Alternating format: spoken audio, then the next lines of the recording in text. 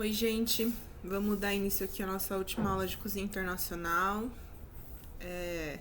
Estudando a Península Ibérica, a começar pela Espanha, que é banhada pelo Mar Mediterrâneo. Então, aqui, Península Ibérica é esse pedacinho de terra que compreende a Espanha e Portugal, aqui nesse caso. Então, península é esse pedacinho de terra que está ligando um continente ao outro.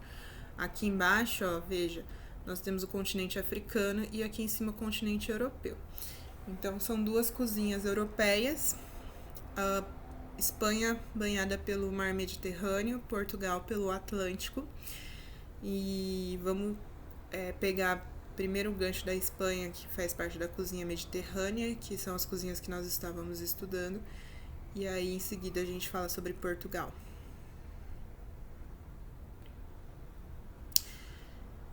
Desculpa, só pra gente deixar claro, né, que a Península Ibérica é constituída por Portugal e Espanha, tá? São esses dois países. Então, aqui, na cozinha da Espanha, a gente vai ter uma cozinha mediterrânea com raízes populares, mas que também tem pratos muito requintados, assim, apesar das bases, né, serem camponesas, serem uma cozinha, digamos assim, igual quando a gente estudou em cozinha fria, questão do gazpacho, que é uma sopa de origem pobre, de uma origem de necessidade. Então a gente vai encontrar bastante pratos relacionados a essa necessidade, mas a gente vai encontrar bastante prato requintado, até por conta dos peixes, frutos do mar, de algumas iguarias que a gente vai falar aqui mais pra frente, como presunto cru. E é a cozinha do alho e do azeite. Então, a maior parte dos pratos é temperado com alho e tem azeite, assim como o restante no Mediterrâneo. O azeite é uma gordura muito importante, porque ela é bastante utilizada e caracteriza os sabores dessa cozinha. Então, em questão de carne, a gente vai ter as carnes e as caças. A gente vai encontrar cordeiro, perdiz, codorna, lagosta, camarão, frutos do mar. Lembrando que a lagosta, ela é um crustáceo caro, porque não se pesca lagosta, se caça lagosta. Lógico que hoje a gente vai ter, eu ia falar plantação, né? A gente vai ter a criação em tanques, né? Em fazendas no mar, mas a lagosta, ela tem esse preço exorbitante, mas é por conta disso. E a gente vai também ter embutidos, a gente vai ter linguiça, chouriço, mas o que vai se destacar é o jamón serrano, que é o presunto cru. A gente vai ter no norte a presença muito forte de marisco, no leste a presença muito forte de legumes, no sul as tapas feitas à base dos pescados em geral, porque a gente viu como que a grande parte da Espanha é banhada pelo mar Mediterrâneo. E vamos ter também a presença de sopas frias, principalmente nos locais mais quentes, como a gente já comentou na aula de cozinha fria, na Andalucia, principalmente a gente tem a presença de sopas frias muito forte e muito enraizada. E saladas ricas, regadas com mais puro óleo de oliva virgem. Então veja que o azeite é muito valorizado nessa cozinha. Aqui, gente, eu vou deixar pra vocês o jamón pata negra, que é... Ai, porta. Que é o presunto pata negra. Espera só um pouquinho, o que eu fiz aqui? Enfim, tá aparecendo aqui minha barra e eu não queria que aparecesse, mas enfim, tá aparecendo, paciência. O jamón pata negra, ele é um presunto cru de uma região serrana. Tô deixando o link aqui do YouTube. Vocês podem acessar a apresentação de slides que eu já deixei disponível para vocês na seção 2 e 3 da unidade 4. Então, esse está na unidade 2, na seção 2 da unidade 4, explicando como que é feita toda a produção, do início ao fim. desse presunto pata negra. Por que chama pata negra? A raça do porco, né, é a pata negra. Então, você vai encontrar para venda a pata negra do porquinho. Então, é uma coisa assim meio esquisita, mas é muito bom. Porque é o presunto que ele é curado, maturado. E o principal dessa raça é que, como ela é criada na região serrana, eles se movimentam muito. Então, a gordura acaba ficando entremeada na carne do porco. E é uma gordura que ela é uma gordura insaturada. Por quê? Porque eles comem as bolotas, que são umas castanhas, umas oleaginosas, que são da região. Então, a alimentação deles vai influenciar diretamente nessa gordura que a gente vai encontrar no presunto. Então, só dando uma introdução do que é, mas aí vocês acessem o link, porque pode ser que isso caia na prova. Outro produto muito característico é o açafrão. Não é esse açafrão da terra que a gente está acostumado aqui no Brasil, que a gente compra em pozinho. É o açafrão em pistilo. Então, ele é o pistilo dessa flor, tá? Então, veja que cada flor tem 3 pistilos. É a especiaria mais cara do mundo. E aí, aqui nesse link, a gente vai ter explicando como que é feita o plantio, a colheita, vai explicar por que é tão caro, mas só o importante da gente falar que para utilizar esse produto, né, como qualquer produto muito nobre, o presunto cru serrano, o pata negra é um produto nobre, o açafrão em pistilo é um produto nobre, então a gente tem que aprender a tratar esses produtos para valorizá-los o melhor possível. E quando eu falo nobre, eu não tô falando que é porque é caro. Realmente é caro. Mas ele é caro porque ele tem toda uma cadeia produtiva muito bem direcionada, muito especializada. Então, a gente tem que valorizar também no preparo esses produtos. Então, na verdade, não é que eles são caros, a gente que é pobre, né? Que a gente não tem dinheiro pra ficar comprando essas coisas todo dia. Mas ele tem um custo alto e é por isso que ele é caro. Então, quando eu falo nobre, é justamente por causa do tratamento que esse alimento tem do início até chegar aqui nas mãos dos cozinheiros. Então, nós cozinheiros devemos valorizar esse produto, não jogando no lixo toda essa trabalheira que teve até chegar aqui. Então, o açafrão, a gente usa muito na paella para dar aquela cor especial. E como que a gente faz para usar ele? A gente sempre usa um pouquinho. A gente compra 0,003 gramas. E a gente paga uns 40, 60 reais nisso. E aí, quando a gente vai usar na paella, a gente pega um pouquinho de água morna, deixa ela descansando um pouquinho lá, para extrair cor, aroma. E aí sim que a gente adiciona na preparação que a gente vai utilizar. A gente tem também as tapas, que é mais do que um tipo de preparação, ela é um estilo de vida dos espanhóis. Então, existe a expressão ir de tapas, que seria mais ou menos ali o nosso happy hour.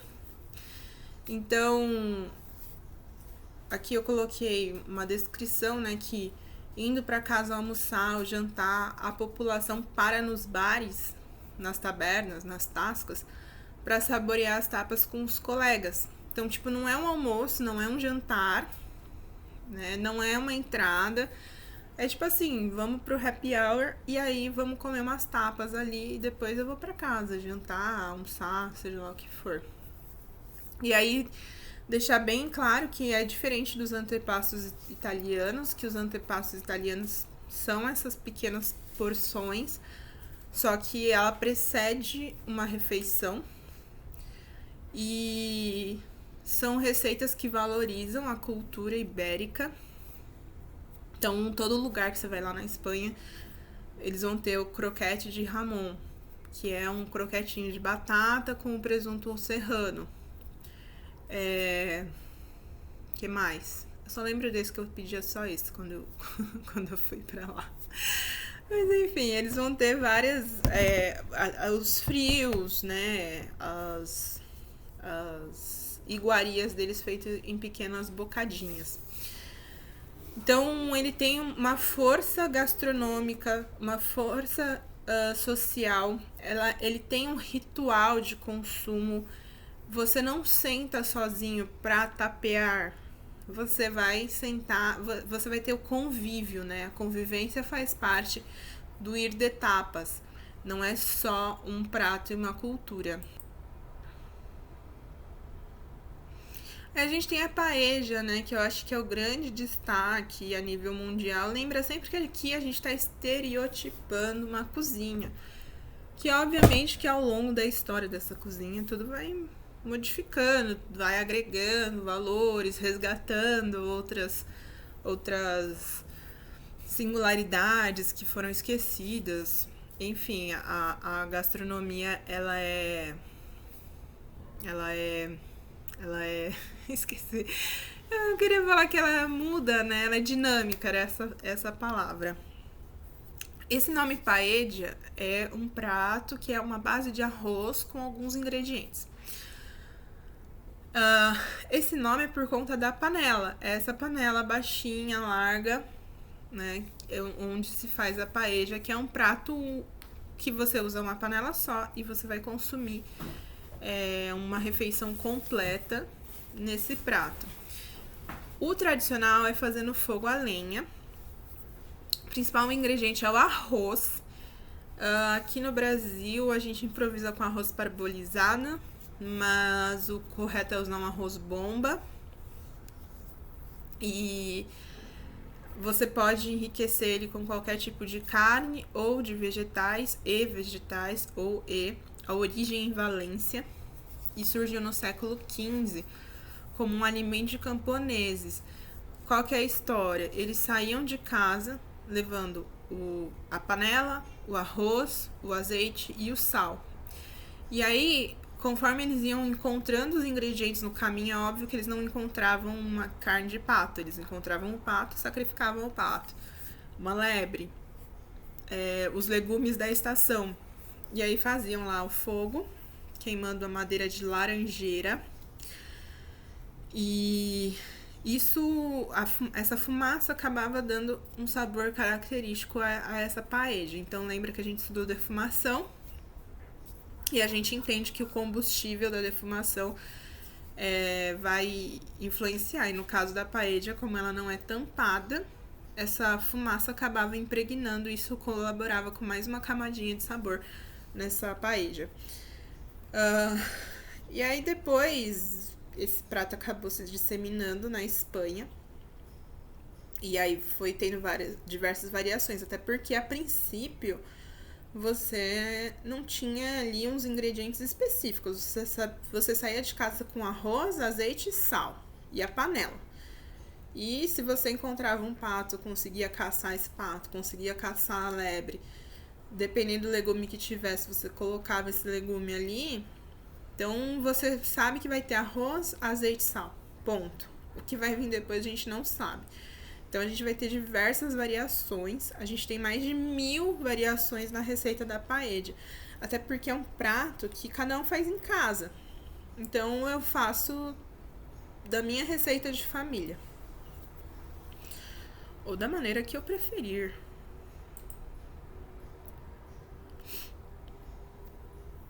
Aqui eu vou ter a paella valenciana. Hoje é estipulado que a paella valenciana autêntica ela tem que ter coelho, pato, vagem, fava, açafrão em pistilo e caracóis. Esse é o tipo de paella que a gente fala que é a paella da terra, porque só tem ingredientes da terra. Então, a gente tem o coelho, o pato, que são animais de terra, né? Não são de mar. A gente vai ter os caracóis, que também são de terra, e a vagem, que também é de terra. as favas e o açafrão de pichilo. Todos os ingredientes eles vêm da terra, ok? Deixei aqui também um link para vocês verem como que é feito o processo de produção. Então, basicamente, é feito um sofrito com cebola, pimentão. Sofrito é um refogado com temperinhos. Aí coloca o arroz. Primeiro você sela as carnes, né? Tira, faz o sofrito ali pra limpar aquele fundinho. Depois você vai adicionando os ingredientes. Adiciona o arroz, adiciona as carnes. E dependendo do ingrediente que tiver menor tempo de cocção, você vai colocando mais pro final, tá? Então, eu peguei um vídeo que tá bem bacana pra gente ver como é que é o processo de produção dessa prato tão emblemático, tá? Então, lembrando que a paella valenciana é a mais tradicional. É autêntica, mas não significa que ela é a única que exista. A gente tem outras, que é o que a gente vai ver agora. Então, a gente vai ter a paella mista. Paella mista significa que eu tô misturando terra e mar. Então, eu vou ter lula, camarão, mexilhão, que são ingredientes que o mar oferece. E eu vou ter frango, vagem, açafrão, que são ingredientes que a terra me oferece. Então, eles têm muito isso, de falar o que é de terra, o que é de mar. Eu vou ter a paella negra. Nesse caso, eu não uso o açafrão. Eu uso a tinta de lula para colorir. Então, basicamente, vai lula, camarão, frutos do mar. E eu uso a tinta de lula para deixar a paella negra. Por isso que ela chama negra.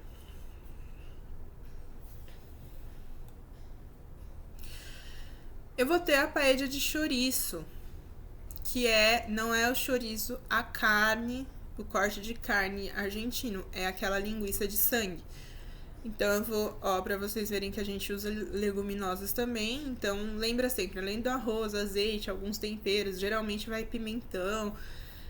Eu vou colocar o grão de bico, porco, chouriço e açafrão, tá? Então, esse também é uma paella da terra. Então, pra vocês verem que você não necessariamente precisa ter uns camarões. E tem uma coisa que é interessante na paella, né? Você faz uma panela só e já imagina as porções. Tá vendo? Todo mundo vai comer dessa panela. É que aqui parece ser um self-service. Mas a gente divide como se fosse uma pizza. Então, a gente tem que imaginar que se eu vou colocar camarão, se uma paella vai servir 6 pessoas, eu tenho que colocar 6 camarões distribuídos igualmente, para que todo mundo que vai comer essa paella desfrute da alimentação completa. Sobremesas, a gente pode destacar doces conventuais, assim como em Portugal, porque eles são de tradição religiosa católica, então a gente vai ver muitas semelhanças em Portugal, porque vocês viram que Portugal basicamente é dentro da Espanha, né? E aqui separei o leite frito, que é essa primeira preparação aqui de cima. Basicamente você faz um creme confeiteiro mais consistente, deixa gelar, corta, aí ou você dá uma grelhada, igual esse primeiro da esquerda, ou você empana, frita e passa no açúcar com canela, tá? Esse é um docinho típico lá. O leite doce, que é o doce de leite, crema de cava com peras, então faz um creme anglais com o vinho de cava e cozido em peras, enfim. É uma sobremesa chique até. E diversas iguarias produzidas com amêndoas e ovos e laranja. Um monte. Tipo, raspas de laranja, canela. Então, aqui eu coloquei a tarta de Santiago, que é uma tarta característica. Ela tem todo um histórico. Então, vocês vão encontrar bastante sobremesa com esses históricos. As amêndoas trazidas pelos mouros, tá? Então vai encontrar muitas receitas. E muitas receitas com base de ovos, de gemas, né? Principalmente por conta dessa questão conventual, que eu vou falar melhor em Portugal. Então a gente vai encontrar algumas semelhanças com Portugal. E agora é falar de Portugal, que vai ter semelhanças com a Espanha e a gente vai encontrar muita semelhança com a nossa cozinha também, porque Portugal foi nosso colonizador, certo? Então ele trouxe, não foi só a desgraça que ele trouxe pra gente, né? Trouxe também a cultura alimentar e as culturas alimentares as quais eles já tinham se apropriado. Aqui eu trouxe algumas fotos de Portugal. Essa ponte é sobre o Rio Douro, que é um rio muito importante, principalmente na questão vinícola, mas na agricultura em geral. Isso é em Porto, em Portugal. Aqui à direita a gente tem Lisboa, e a gente vê que Lisboa é banhada pelo mar, é a capital do país. E as outras duas fotos são em Coimbra.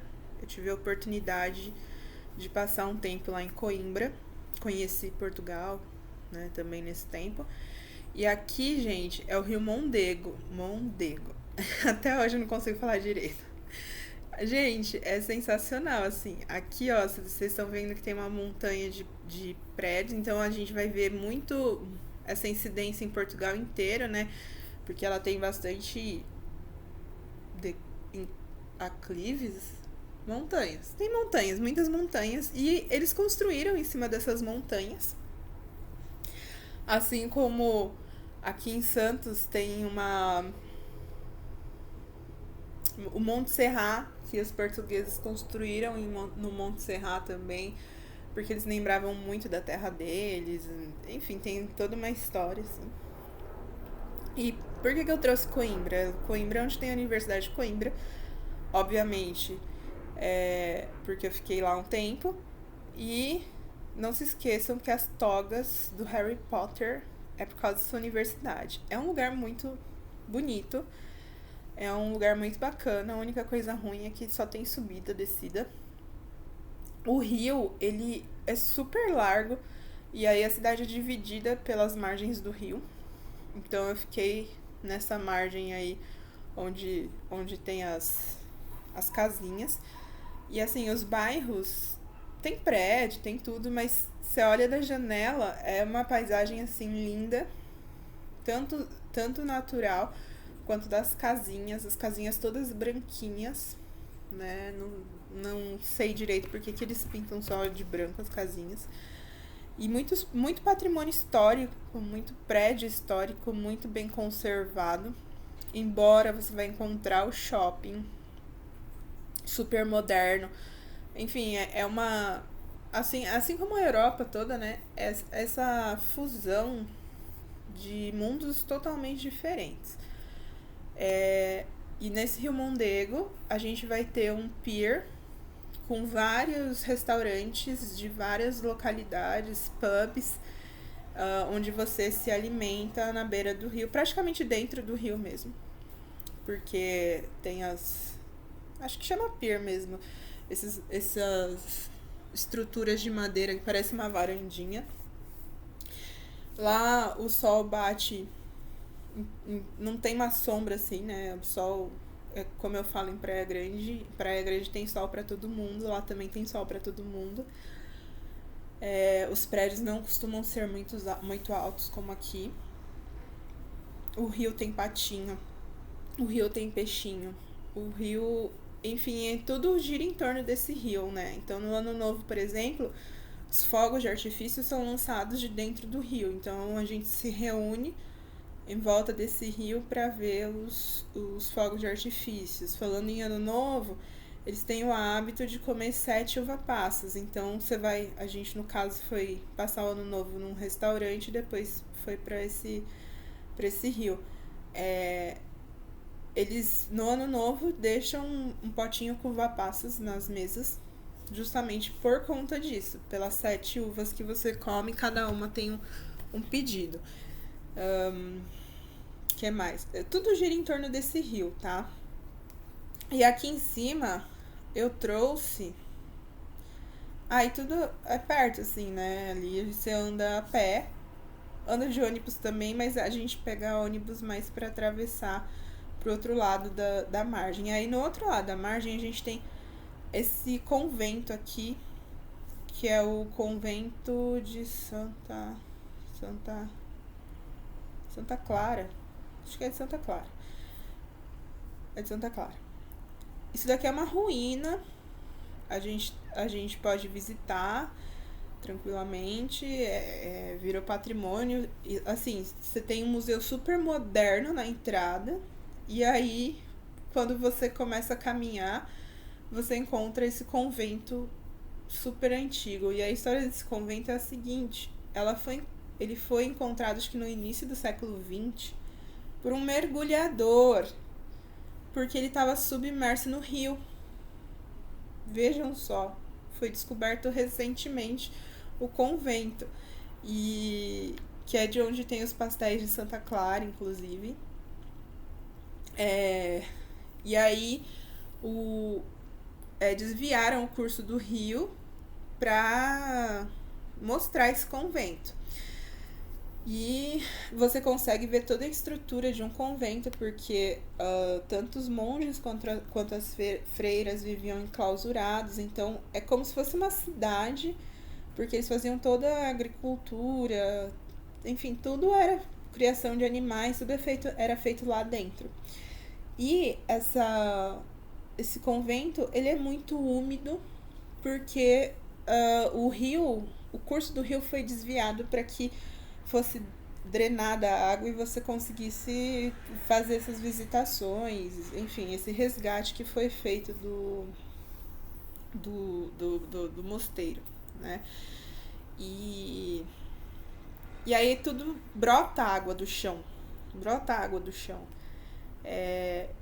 Em época de chuva, inclusive, fica alagado. Então, o curso do rio foi desviado, mas a natureza tá ali, né? Era pra ter água ali. Então, é muito interessante essa história. Quis compartilhar com vocês, porque eu tive a oportunidade de conhecer e começou a me dar uma baita de uma nostalgia. Mas enfim, é a vida. E aí na Baixa de Coimbra, nossa, as docerias, é incrível, mas eu vou falar sobre isso com vocês. Hoje eu tô gaguejante, eu tô com o nariz entupido, desculpa, gente. Aí eu fico atrapalhada toda vez que a respiração falha um pouco. Então aqui, ó, pra gente identificar no mapa onde é que fica Portugal, né? Praticamente dentro da Espanha. E aí ela é regional também. A gente divide ela em regiões gastronômicas, e a gente vai ver isso mais pra frente. Banhado pelo Oceano Atlântico, né? Até por isso das sardinhas, mas ela vai ter várias características mediterrâneas, principalmente pela proximidade com a Espanha. Então aqui a gente vai ter sabores fortes e suaves. Então pensem, bacalhau forte, batata suave. Então a gente vai ter esses encontros. A preparação simples dos alimentos, então aqui é até uma tendência contemporânea você valorizar o ingrediente, até porque se você pensar num bacalhau, o preparo dele, né, a salga, a cura dele, eu vou falar sobre bacalhau no final. Não tem muito o que você fazer se você escolher um bom produto. Eles dão uma grande importância para o café da manhã, porque a maioria do povo trabalha no campo, ou seja, é um país agrícola, fortemente agrícola. Antigamente ele era muito... Eles tiveram uma ditadura, acho que de Salazar, e aí eles ficaram muito tempo fechados para o mundo, né? Em relação ao restante do mundo, eles eram uns 40 anos atrasados, assim, por conta desse tempo de ditadura e tudo mais. Mas aí eles fazem parte da União Europeia e a partir do momento que você faz parte de um bloco econômico, você tem que abrir a sua economia e aí a agricultura ficou mais diversificada e então você vai acabar agregando isso na cultura gastronômica. Só pra gente contextualizar, porque assim, vocês vão ver que são ingredientes muito fechadinhos, assim, né? Não tem muita variedade, até por conta desse histórico de Portugal.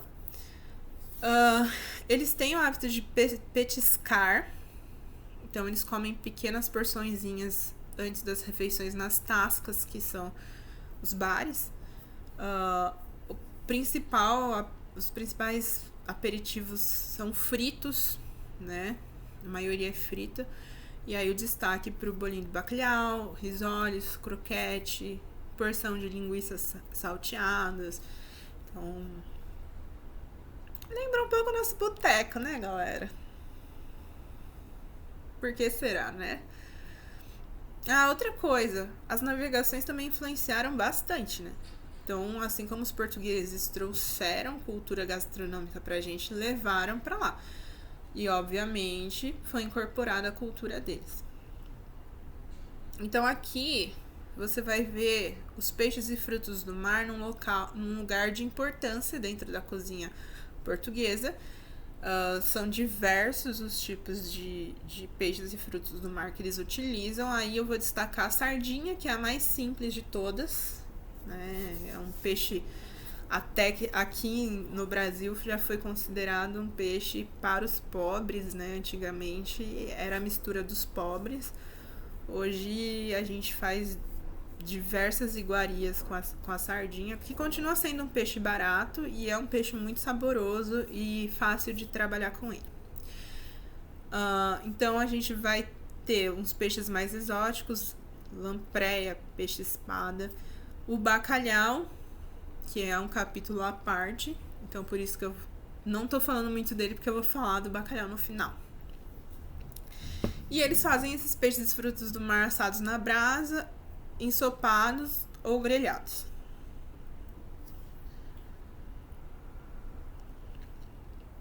Sopa. A sopa também é um prato que está sempre presente na mesa dos portugueses. E aqui peguei até um trechinho do livro, né, que tava falando que todos os dias preparar uma panela de sopa com base em batata e vegetais é a primeira atividade em qualquer restaurante ou das donas de casa. Então, sempre vai ter uma sopinha com base em batata e os vegetais. E aí, o gazpacho alentejano é uma das sopas que são características da região. As açordas, né? Então, os dois são à base de pão. O caldo verde, canja e sopa de legumes. Eles dividem as sopas em duas categorias: as espessas e purês e os caldos claros.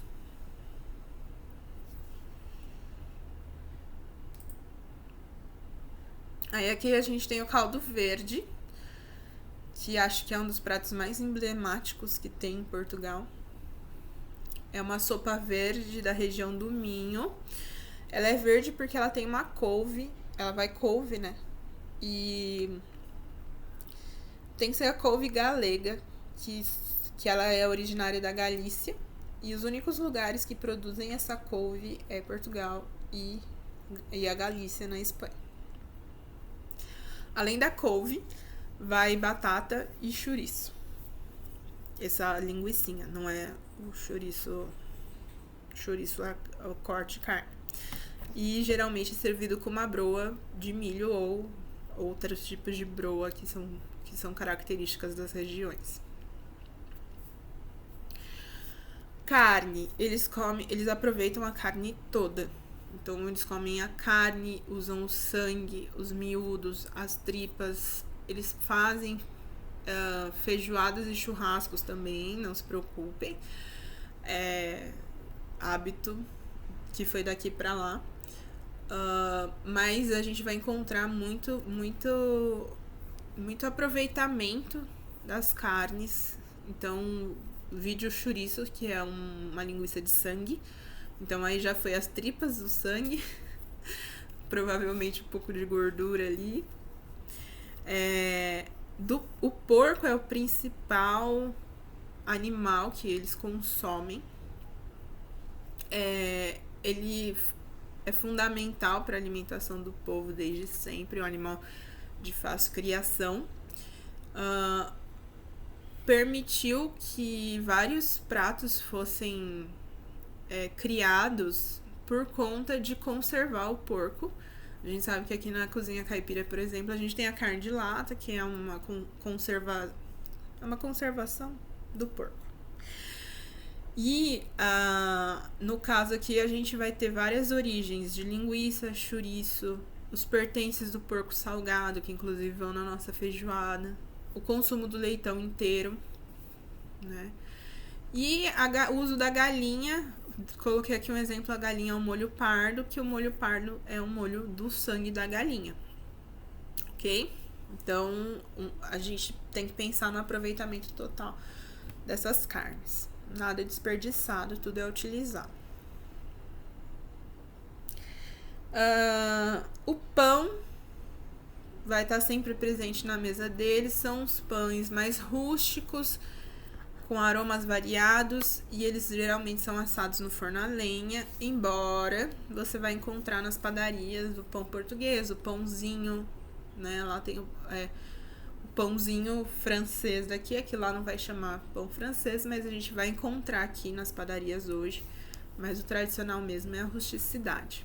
E o pão português, que eu acho que eu até devo ter ensinado para vocês, ele vai bastante azeite em cima dele. Essa é a principal característica. Aí, falando em azeite, eles usam azeite em tudo. Então, é a gordura que eles usam. Então, você não vai ter manteiga na utilização, na fabricação dos alimentos. Então, para fazer os refogados, a selagem, tudo é o azeite de oliva. E o bom azeite, né, que eles têm lá, são utilizados para finalização de pratos. Então, finalizou o peixe, vai azeite em cima, finalizou vegetais, vai azeite em cima. Que dá um brilho, né? Se você pensar na comida portuguesa, toda ela brilha por conta desse azeite. Queijo é uma tradição centenária lá. Os queijos deles, até 1985, não tinham muita padronização. Mas aí, a partir de 1985, foi estabelecida a denominação de origem controlada. Existem cerca de 50 variedades de queijos lá. Então, o destaque são o queijo Serpa, Serra, Alcobaça, Alverca, Azeitão, Castelo Branco, Flamengo, Moura, Vale de Cabra, tudo isso relacionado ao terroir. Então, esse aqui da foto é o queijo da Serra da Estrela, que ele fica cremoso dentro. Então, a região desse queijo vai ser muito, muito característico, assim, pela raça do boi, da cabra, enfim, do animal, pela qualidade do leite, pelo que eles se alimentam. Então, é um alimento de terroir, tá? Isso acho que a gente já bateu um papo quando a gente falou sobre França, a gente falou sobre produtos de terroir. Então, é um produto de terroir, os queijos lá. E aí, cada região vai ter queijo fresco, requeijão, que eles fabricam em todas as partes, e não necessariamente são DOC, mas existem esses que são muito bem trabalhados, né? Então, até o micro-organismo da região vai influenciar no sabor desse queijo, nas características geral, né, organolépticas. Vinhos são super tradicionais lá. Eles têm os vinhos brancos, frescos, de leve sabor, que são os mais consumidos pelos locais. Os vinhos verdes, que é característico de Portugal, né? Esse é o destaque para os vinhos brancos. O vinho do Porto, que ele tem um aroma mais refinado. Ele é frutado, forte e geralmente doce, porque é acrescido xarope nele. A gente chama de fortificação de vinho. É um vinho fortificado. É o primeiro vinho do mundo que foi vendido em garrafas em 1708.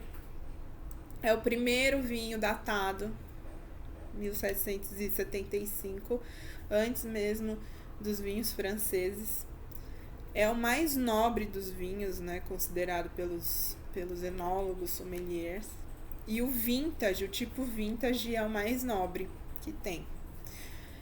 Então, são 8 regiões produtoras de vinhos em Portugal desde 1991. Eu não sei se é o vinho do Porto ou Madeira, que existe um hábito de se presentear, existe, né? O hábito de se presentear quando nascia um bebê homem, um bebê macho. Presenteava esse bebê com esse vinho do ano. Então, tipo, estamos em 2020, vamos dar um vinho do Porto ou Madeira, não lembro qual dos dois vinhos. Vamos dar esse vinho 2020 para que ele abra quando ele fizer 20 anos. Então, o bebê vai fazer 20 anos, não vai ser mais um bebê, e o vinho vai ter 20 anos. Então, só uma curiosidade. Bom, então a gente tem 8 regiões que são DOC, que tem identificação de proveniência regulada e que tem vinhos de qualidade produzido em região determinada. Então, tudo isso é regulamentado. E eles também denominam vinho de reserva ou vinho de garrafeira, né? Que é em relação ao quão nobre é esse vinho. Eles têm mais ou menos 44 qualidades de vinho, então destaque para vinho madeira, vinho do Porto, vinho verde, moscatel, lamego, douro, dão, vinho de cheiro, bairrada, cadaval, almerim e alcobaça.